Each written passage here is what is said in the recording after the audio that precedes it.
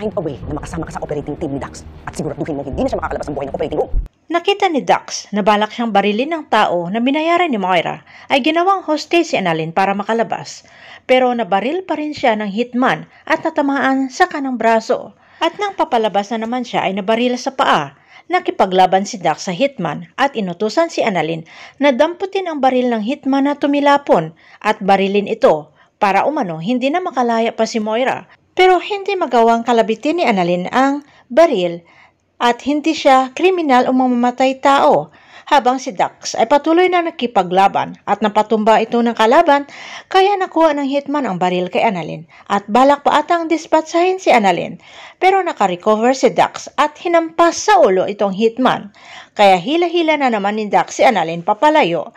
Na alam ni Dax na nandyan sa labas na nakaambang ang mga panghanib, na may isa pa na nakaantay sa labas at balak barilin na si Dax.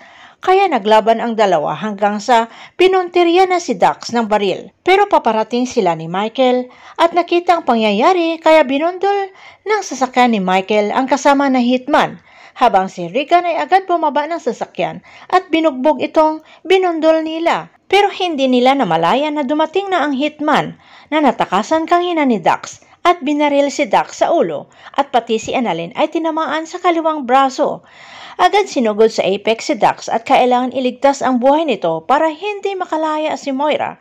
Agad tinawagan naman ni Moira si Zoe nang nalaman ang balita na nasa Apex si Dax at uoperahan ito. Inutos ni Moira sa anak na patayin si Dax para hindi nakakanta pa. Magawa kaya ni Zoe ang inuutos ng kanyang mami Moira? Abangan na lang natin ang susunod na episode dito sa Abot Kamay na Pangarap.